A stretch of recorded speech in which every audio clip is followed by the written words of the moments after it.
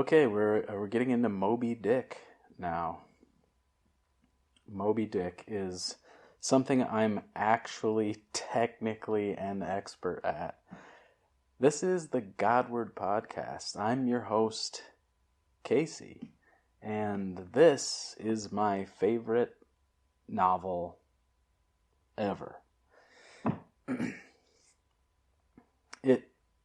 Okay, I have a lot to say about this. We're going to do 3, maybe 4 episodes on this book. I also have been revising, before I get to the book, I've also been revising the Patreon page. I know that you don't love hearing this, but take a look, because I think this could be the beginning of something beautiful. I want to invite you to participate. I think we might be able to build something like a kind of inner circle, seminar, networky, literature, book club, philosopher circuit. For, as I said on Twitter tonight, the cost of one steel frame rim for, I forget, on Alibaba.com. I mean, I'm trying to think of something other than a cup of coffee, which is what people usually say, but it's really nothing once a month, and I'll try to plug good content for you. So, why are we doing Moby Dick? I made my way through about 15 episodes on just the classics in the Western tradition, and I felt pretty good about them. Like I said in the last episode, I wanted to get those down as like a foundation for us, but now we are free to roam, and I've noticed a lot of talk lately on in my Twitter feed from friends and acquaintances who are interested in things like modernism and postmodernism and subjectivity, epistemology, art, and like the progression of art in history and so on. And also, questions about like American politics, right? So all of this was, that's why Melville, because Melville is like, he does all of that. So like, what an opportunity for us, right? Actually, okay, so let me give you a little bit of background on Melville himself, in case you, aren't American or kind of don't know anything, and that's okay. I mean, especially in this episode. This is just the kind of welcome aboard episode. Maybe I'll title this one Loomings. I won't, but I should. That's the title of chapter 1 in the book. So Melville's biography. He was born sort of upper middle classy in, I think, 1819 in America. And his dad was like a lawyer or something. I'm doing this from memory, but the memory comes from reading like Herschel Parker's biography of Melville or something. And what happened is when Melville was like 12 years old, his dad died, sort of unexpectedly. And the dad unexpectedly left the family a bunch of debt. So they went from like upper middle class climbers, where Melville, like any child of the rich, was sort of assumed to be on his way to great and important things. Dad died, left the family in debt, and basically all of a sudden he had no prospects. He wasn't going to go to college anymore. There was nothing left for him. There's also interesting notes in his biography that suggest that even when he was 10, 12 years old, his dad thought he was particularly not good at letters or, reading and writing, which I think is just interesting. So what did he do? Well, he could have gone to law school, but instead, and I think fatally, in a way, or, fatefully, he took to sea. He took to sea out of desperation, basically. So first joined the Merchant Marines, sailed back and forth to Liverpool, I think, and then boarded a whaler. And these whaling ships essentially just like take off and don't even know where they're going.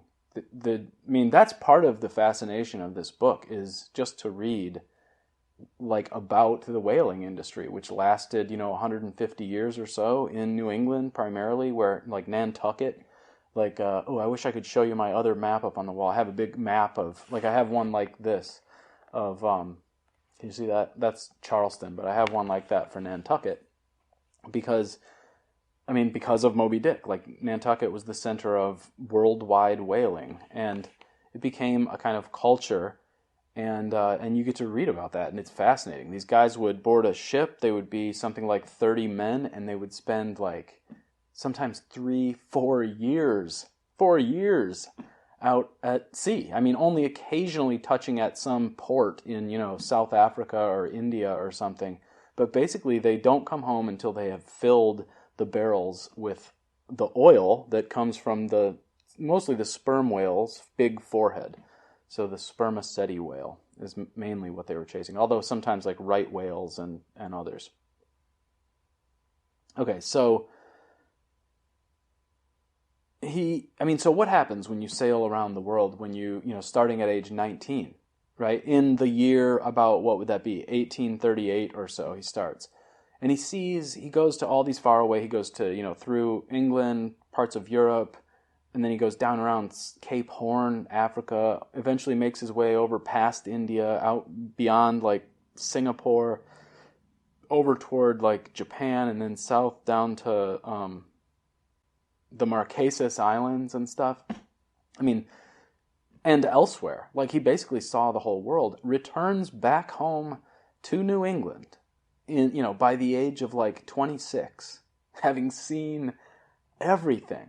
And the problem with that is the people in New England at the time were quite provincial. I mean, they basically, like they were all Emily Dickinson in some sense. They all basically just like wandered back and forth between, church and some factory job or whatever. I mean, but like if you lived in Greenwich, Connecticut, like that's where you lived. Like because I mean, you'd have to take a horse. This was before trains even for the most part. And so, you just didn't see that much of the world.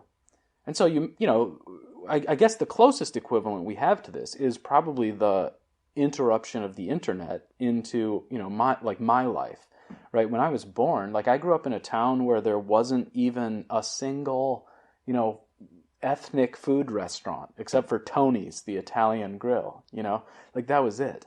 And so when you get a hold of something like the internet, when all of a sudden it sort of pierces that closed little world, now all of a sudden you get to see everything, first of all, and it's fascinating, and you can't look away.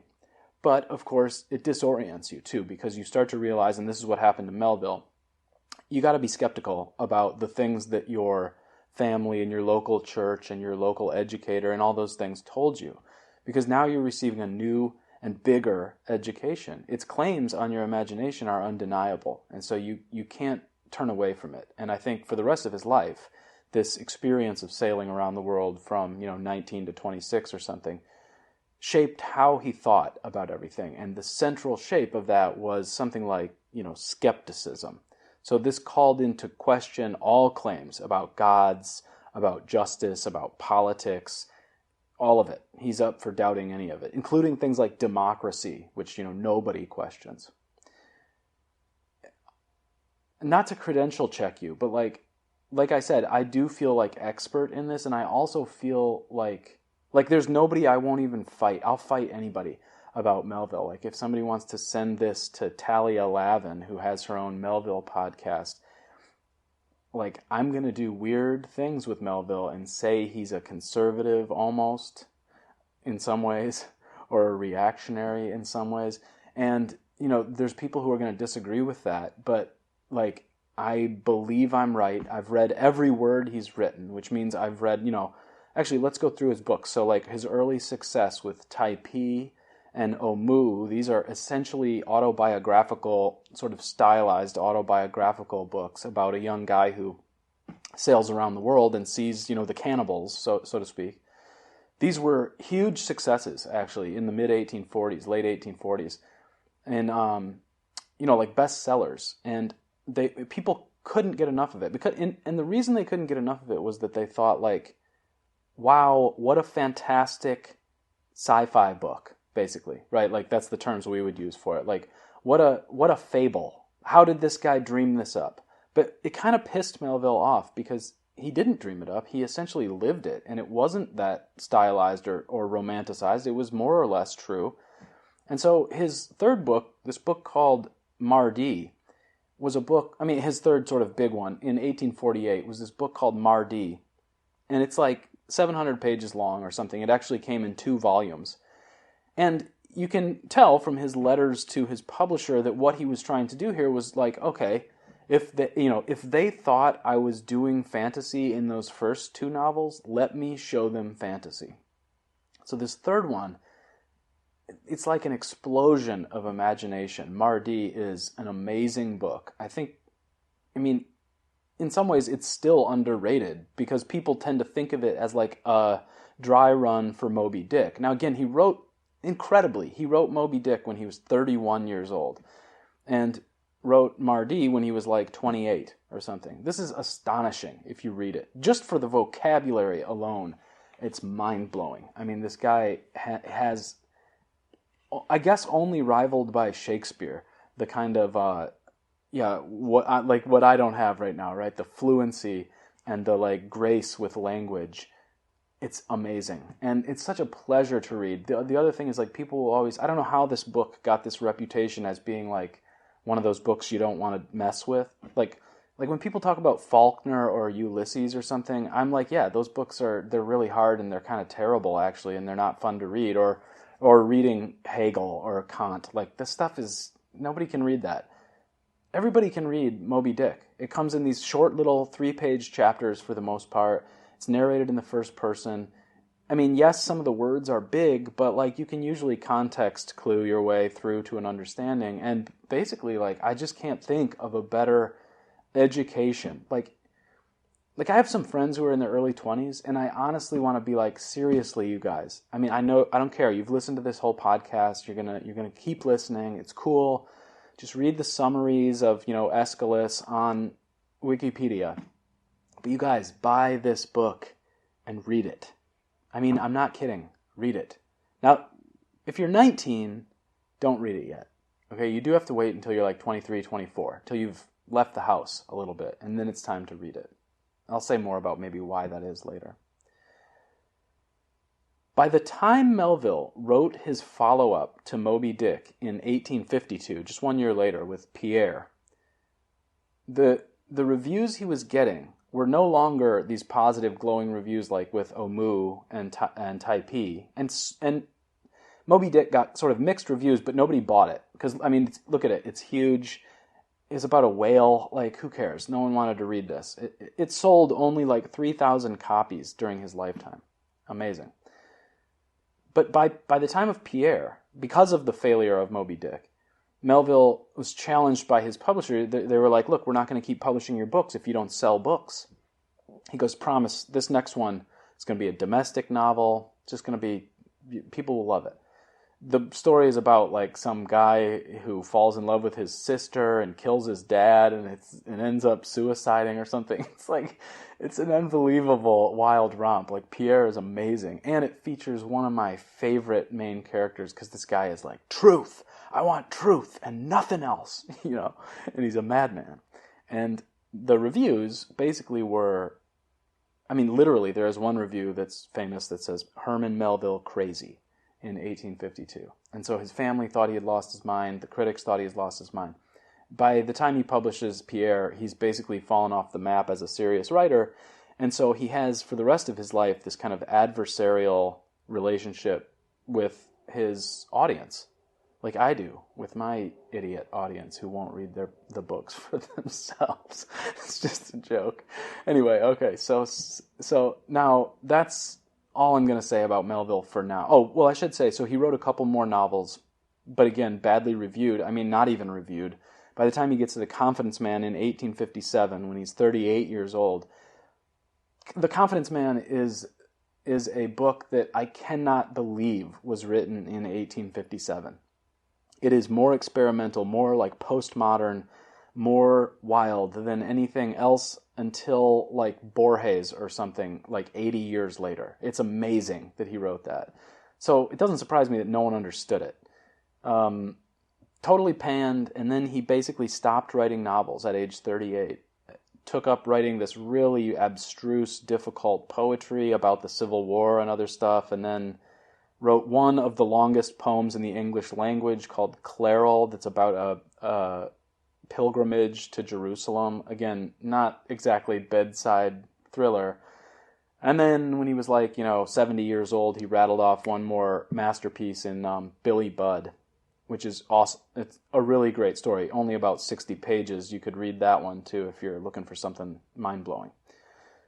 And I'll definitely do a separate episode on Billy Budd at some point. I mean, Billy Budd is really the single book, the novella that got me into literature when I was 20 or so. Okay, second, overview of the book of Moby Dick. Obviously, the setting is something important. Whaling was a huge and uniquely American industry at the time. The book starts in Manhattan, then Nantucket, then the ocean. It is a window into a subculture and an industry and a people. It's really cool for that alone. I have so much to say about Ishmael from the very famous opening line, right? Call me Ishmael. About narrative perspective, about whether he is a trustworthy narrator or not. What does it mean to be a trustworthy narrator, by the way? I mean, that's one of those things that I guess a literature professor has to tell you.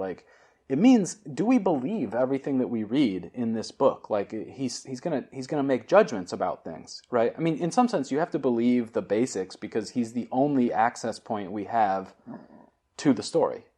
So, yes, you believe there was a boat and there was a captain who wanted to kill the whale and stuff. But was Ahab crazy? Was Queequeg a moron for praying all day or whatever? These are Ishmael's judgments, and I think they are questionable. And most critics don't like to go in that direction, but I think it's important, and I'll come back to why that is. There are biblical influences all the way through this book, and the Shakespearean influence is particularly strong. Melville had read all of Shakespeare in the year before he started composing Moby Dick, when he was 30.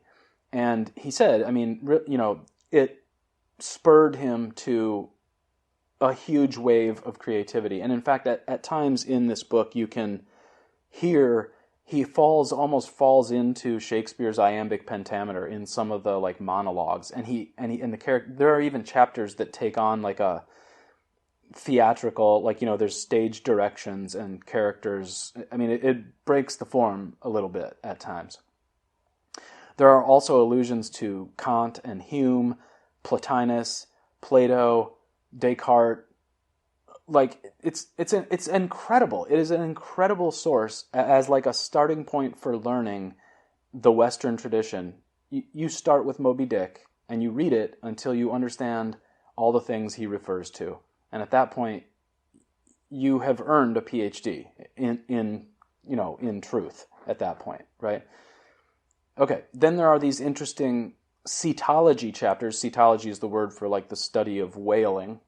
These are chapters that he sort of intersperses with the narrative that are almost as if they come from a science textbook or an encyclopedia.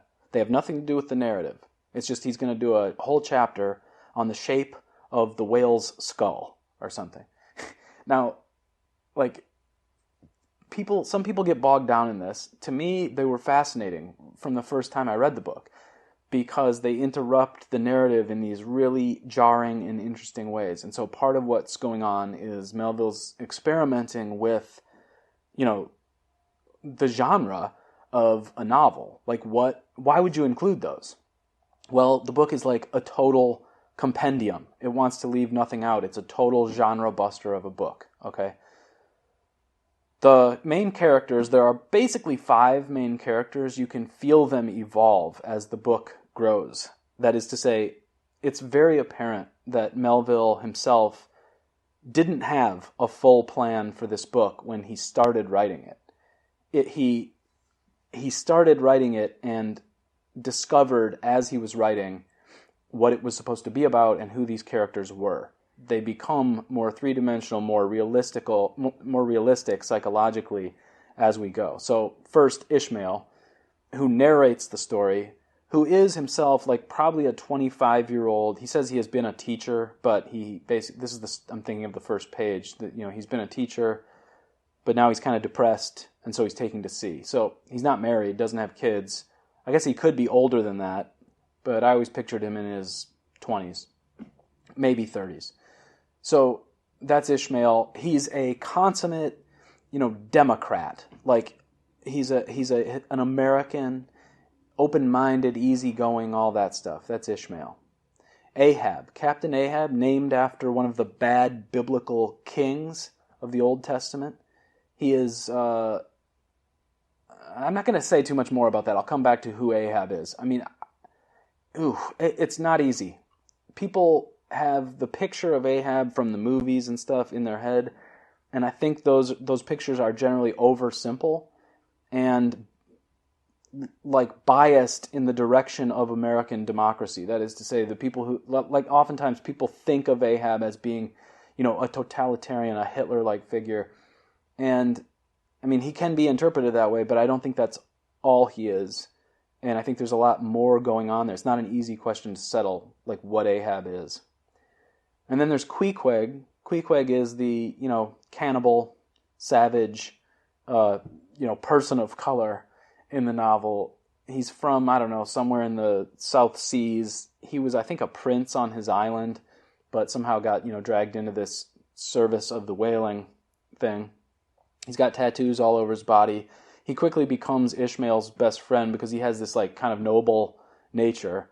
And he seems to have, like, a kind of native or, like, intuitive wisdom, I guess. I'd put something like that. Or at least that's Ishmael's judgment of Queequeg. Then there's Starbuck. Starbuck is the first mate. Starbuck's name even sort of suggests, bucking the stars or your fate or something. He seems to have been assigned this potential role of, like, leading what would be the insurrection against Captain Ahab, but he basically chickens out. He's a Christian, and he seems to be the only one on board who, I think he's only 30 years old or something, but he's never won over by argument to the idea of chasing Moby Dick. He thinks it's psychotic or something, and that it's a bad omen. And basically, look, we're professional sailors. Let's go out, kill the regular whales. I mean, if we see Moby Dick, we can kill him, but let's not make a special effort for one whale. That's madness. And then, finally, speaking of madness, my next favorite character is Pip, the black, I think he's 13-year-old cabin boy of Ahab. I'll do almost a whole episode on Pip, so let me just leave it at there's Pip, the black cabin boy of Captain Ahab. Okay, then there's the major themes of the book include, like I said at the beginning, so the first thing is democracy versus tyranny, individualism versus totalitarianism, idealism versus realism or pragmatism, the one and the many is definitely one of the themes of this book. The cyclical history of Plato, where, like, I won't quite ruin the ending yet for you, but, basically everything at the end is the same as it was at the beginning. The question of epistemological uncertainty, that is, like, can we be sure of what we think we know, right? Like, how do we know what we know? Then there's the kind of artistic concerns about symbolism and how symbolism works, and myth and archetypes and, almost like the subconscious, he doesn't quite use the term psychology, but he was so close. In the next 3 episodes or so, we'll cover, like, let's try to get through this, some of the political stuff here. Melville uses the term Leviathan over and over again, as Hobbes did, and it indicates, in some cases, something like, the state, in addition to this kind of whale-like sea creature thing.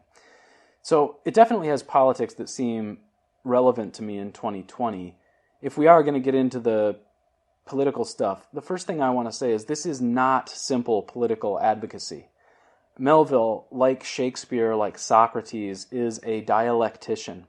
He does not advocate so much as he formulates the important questions. So academics always try to ruin this. And I hate it. I hate them for this.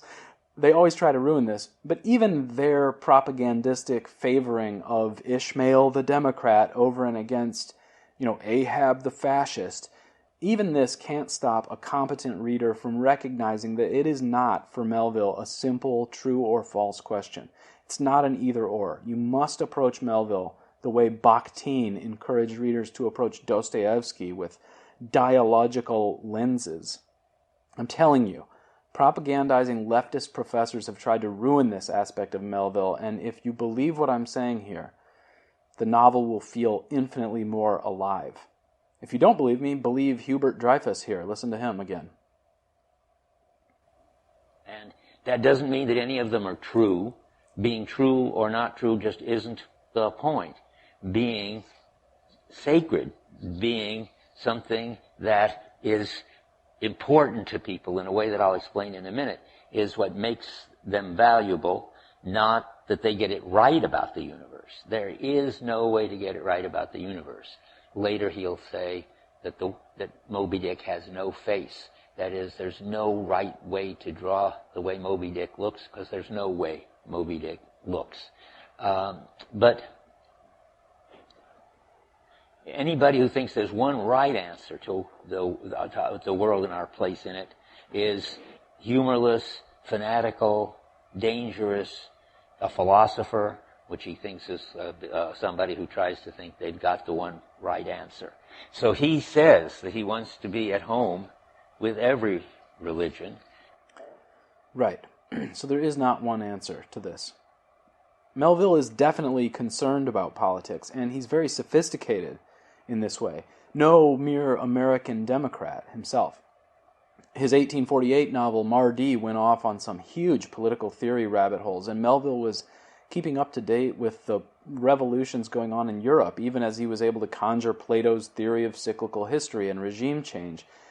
In Moby Dick, the central question seems to be one that was both increasingly relevant in 1850 and a perennial concern. That is, the question of the particular and the universal, or as the Greeks called it, the one and the many, or as we would talk about it in America, states' rights versus the Union. Ishmael, the narrator, whom, as I said, critics have loved to say is Melville, is not Melville. He is a composite of, the American Democrat, the open-minded, non-judgmental, easygoing, apologetic Presbyterian. It is from Ishmael's perspective that Ahab seems monstrous. But Ahab is not necessarily monstrous from Melville's view. Ahab presents the binding authority of the state, the sovereign. There can only be one captain, and as Ahab understands things, there must be one captain. And there's logic in this. Recall from episode 6 of this podcast, Socrates' analogy of the ruler as ship captain. We can't have all 30 crewmen steering. We have to choose one. And it can't be anyone. It should be the one who is competent to steer. So what makes Ahab so compelling and horrifying to some, and more than that, so modern, is that he uses his authority to steer toward an end that is not exactly traditional or in keeping with custom. Instead of simply filling the barrels with spermaceti oil, Ahab enlists his men, thinking that's what they're doing, and then he announces, okay, no, we're actually just going to hunt this white whale, the one that dismasted me, as he says. I understand why Enlightenment critics don't like Ahab. Enlightenment people, like the gentleman in Dostoevsky's Notes from the Underground, which I'm going to do probably after this novel, are believers in science. I fucking love science, those types. And they even believe that science can tell us what our ultimate ends should be. It's only the truly modern person, the modern mind, who can understand that there can be no end, no final aim, without a leap of faith. For the leftist who thinks under the influence of Marx in a framework of scientific socialism, where the only reasonable aim for a state is the material equality of all citizens, any deviation from that course seems a horror and will be quickly labeled fascist. But why shouldn't the state make something like beauty or grandiose architecture or, God forbid, something like eugenics or unification under a new ideal, or et cetera, et cetera? Why shouldn't it pursue those things? And you think I'm making all this up, don't you? You think I'm projecting. This isn't in the novel. Okay, listen to this, and keep in mind that there were 30 states in the Union at the time Melville wrote the book. This scene happens in chapter 134 on the second day of the chase to kill the white whale. Quote, "They were one man, not 30. For as the one ship that held them all, though it was put together of all contrasting things, oak and maple, and pine wood, iron and pitch, and hemp, yet all these ran into each other in the one concrete hull which shot on its way, both balanced and directed by the long central keel. Even so, all the individualities of the crew, this man's valor and that man's fear, guilt and guiltlessness, all varieties were welded into oneness, and were all directed to that fatal goal which Ahab, their one lord and keel, did point to. Wow. Okay, I mean, yeah, I've got to hurry through this because I'm kind of running out of time, but like, we're going to come back to this thing. I'm going to have to do another whole episode on the one and the many in Moby Dick. So this push and pull between, the monomaniacal vortex that is Captain Ahab and the many perspectives of the diverse and variegated sailors, on the other hand, forms one of the main tensions of the novel. And it is not resolved, but it is consistently provocative through the entirety of the novel, especially in scenes where Ishmael seems to go out, like sort of pop out for a while. He goes with the flow and then, pops back in to criticize what's happening, his own narrative perspective sort of waxing and waning.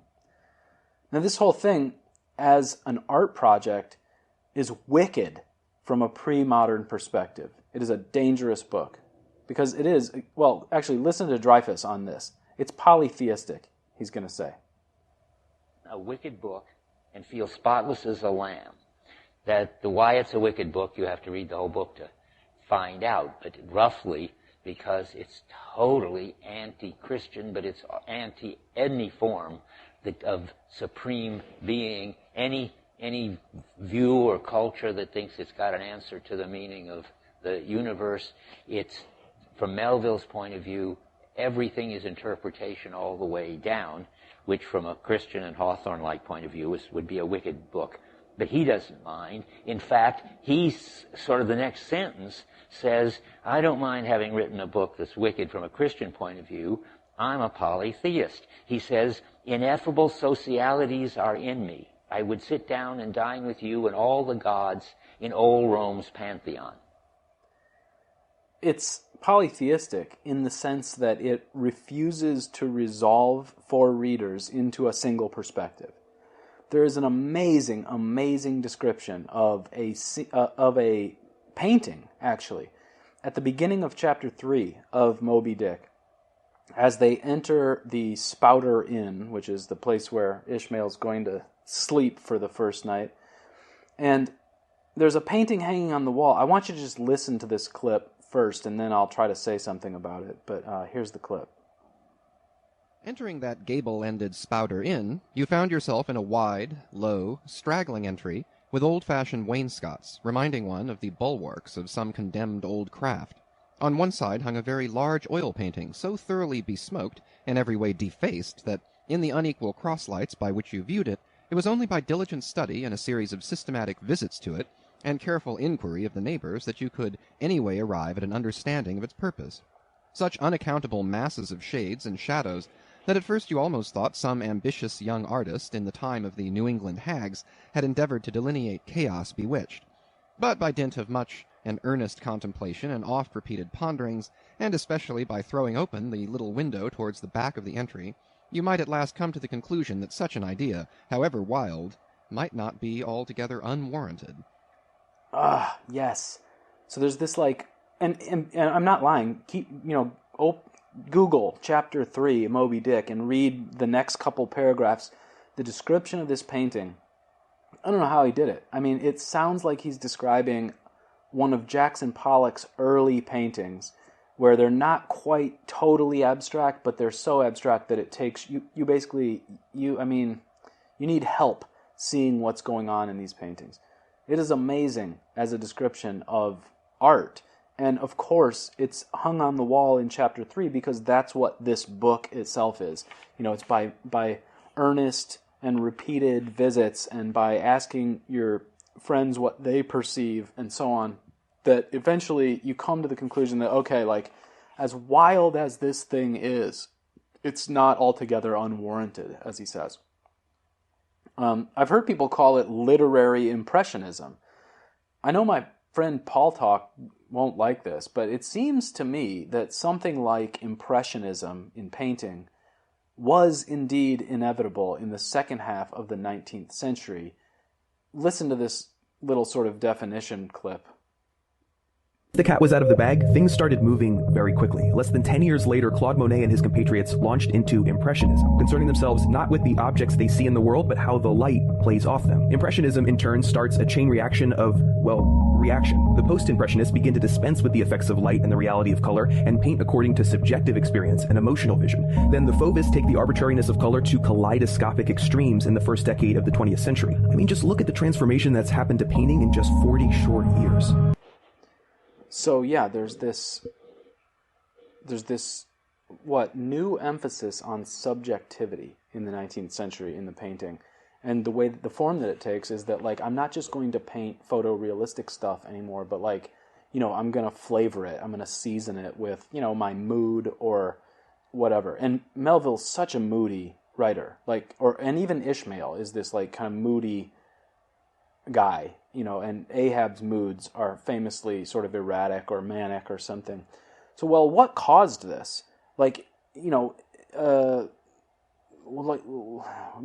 some people will say it's photography, and it's that simple. But I don't think so. I mean, philosophically, maybe it was something like the Romanticism of, you know, the earlier part of the century that kind of emphasized individuality and therefore subjectivity, you know, feelings. Or maybe the commodification of identity through, like, capitalism and mass production, something like that, right? Like, that is to say, like, you start to think of yourself like you see an ad in the newspaper for a new kind of, you know, shoe or dress or whatever, and, you know, you have to compare yourself to that, and then the whole thing about self kind of starts swelling. So maybe something like that. Or maybe simply the crowding that's brought on by urbanization, which was, you know, kind of intensifying in the middle of the 19th century. I mean, America had been a largely agrarian place. You know, I mean, I think that was Jefferson's understanding of what it was sort of supposed to be. You know, every man in his 40 acres or something. But by the time, I mean, Melville was living in Manhattan by 1850, so he sees, like, the very tip of this spear that is the modern world, right? Like, if we read, I'll do an episode on Bartleby too eventually. Like, Bartleby is set on Wall Street, and it's not set there accidentally. He knows that setting is the cutting edge of the world to come, right? Like, he can see it coming, and he's right. Like, I mean, the world has just become more and more crowded, you know, populationally dense and urban and fast. So that causes one to reflect on self and perspective and comparing your own perspective to those of people who perceive differently, right? Or maybe even advances in science or advances in technology. So yeah, maybe the camera or things like the, you know, mass travel. You started to have these back and forth routes to Europe. And I mean, Melville himself, for instance, even traveled to, like, Egypt and Israel and Italy. And so, like, you know, these people, there were people who had seen more of the world than 2 generations earlier. And so that causes, again, the same kinds of reflection on perspective. Let me see. It did take a while, by the way, for philosophy to shake all of this out in prose. It's one of the reasons I love reading the best novelists. Like, I think the best novelists are oftentimes almost a full generation ahead of philosophy. And when you read Moby Dick, and then you become acquainted with, like, 19th century philosophy, you realize that, like, you would be really hard-pressed to find any philosophy written before 1851 that was as modern as Melville's thinking. Maybe Kierkegaard, and I think he didn't even write until 1854 or something like that. But really, I mean, Melville fits better with the 20th century. In fact, his writing was ignored until 1920 or so, when it was finally kind of revivified by first Raymond Weaver and then a few others, I think. But, like, you know, starting in, like, 1921. And of course, by 1921, everything's more urban. The world is more interconnected. You know, you've got the conflicts brought about by different societies and World War I and all that stuff. So now people start to get what he was thinking and what he was doing. But again, he's way out there ahead. You might see, like, by the time you get to somebody like William James, paying very close attention to the kind of inward realities of different peoples. Often, they have different impressions of the world, even though they seem to have been exposed to very similar stimuli. So this is Moby Dick, and also the Scarlet Letter, by the way, and much of Hawthorne. I mean, I'm thinking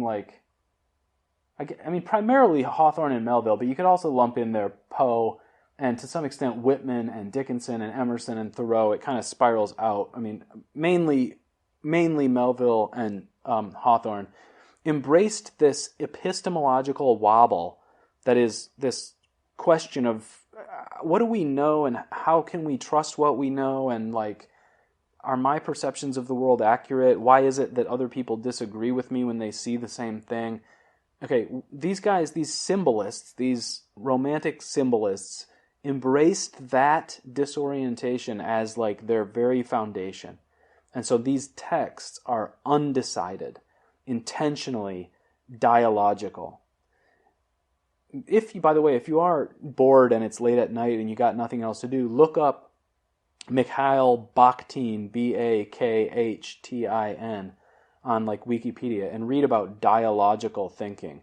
I mean, it's amazing what he pulled off under Soviet censorship. Like that's sort of what we're almost trying to do here, I suppose.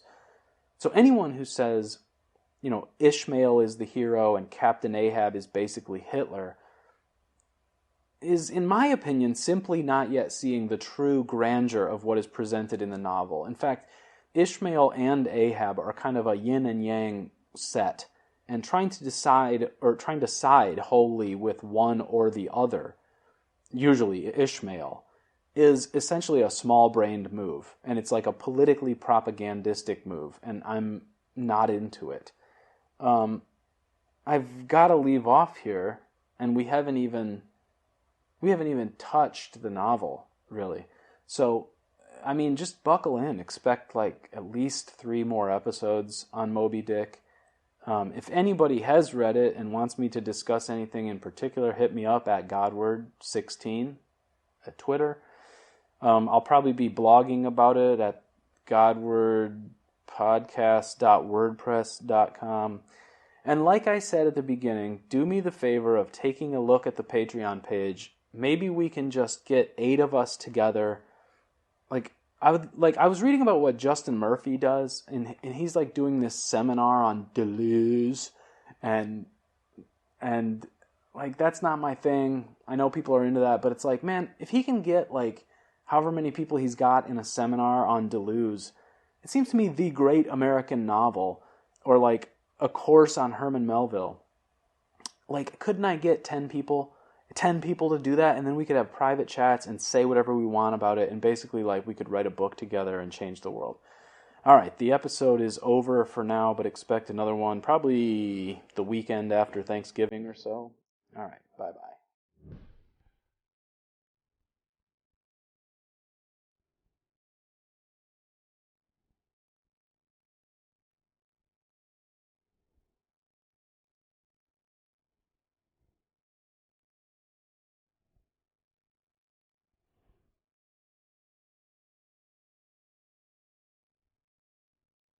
Bye-bye.